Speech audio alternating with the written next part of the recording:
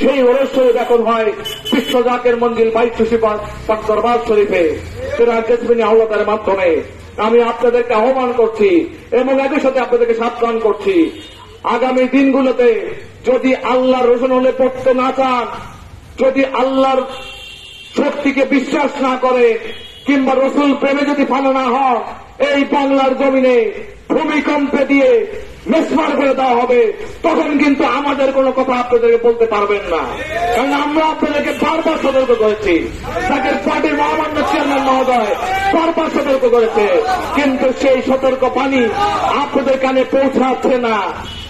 উপরন্ত নীতি নৈতিকতা বিবর্জিত নেতৃবৃন্দের পিছনে গিয়ে আল্লাহকে ভুলে গিয়ে চরম নাফরমানি করে আজকে বাংলাদেশের জমিনে আপনারা একটি ধ্বংসাত্মক কর্মকাণ্ড করার নীল নকশা বাস্তবায়ন করার জন্য আপনারা উঠে পড়ে লেগেছে। কিন্তু মনে রাখবেন, সত্যি কিন্তু সর্বশক্তিমান আল্লাহ রাব্বুল আলামিন, তিনি যাহা ইচ্ছা তাহা করতে পারেন। তিনি ইচ্ছা করলে ফকিরকে ক্ষমতার মসনদে নিতে পারেন, কিংবা মসনদের থেকে একজন মানুষকে ভিখারি করতে পারেন।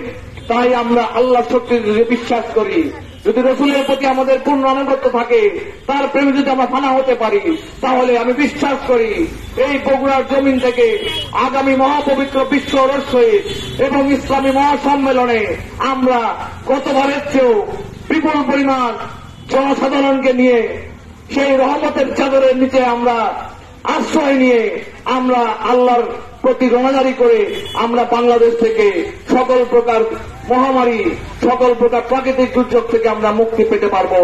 আর যদি আমরা এবারও যদি ভুল করি, তাহলে কিন্তু আগামী দিনে গতকালকে যে ঘটনা ঘটেছিল, এটা ছিল সিনেমার ট্রেলার।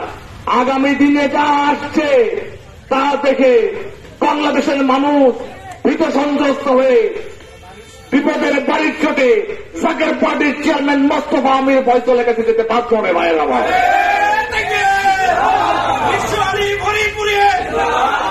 ভাই কাজ থাকতে জাতের মর্যাদা বুঝুন, তাই সময় থাকতে জাকের পার্টির পতাকা দল ঐক্যবদ্ধ হন, তাই সময় থাকতে জাকের পার্টির চেয়ারম্যানকে মেনে নিন এবং পবিত্রতম নেতার অধীনে এই বাংলার ক্ষমতার মসনদকে আনুন। যদি তিনি বাংলার ক্ষমতার মসনদে আসতে পারে, আমি বিশ্বাস করি এই বাংলাদেশ আগামী দিনে একটি কল্যাণ রাষ্ট্র হবে।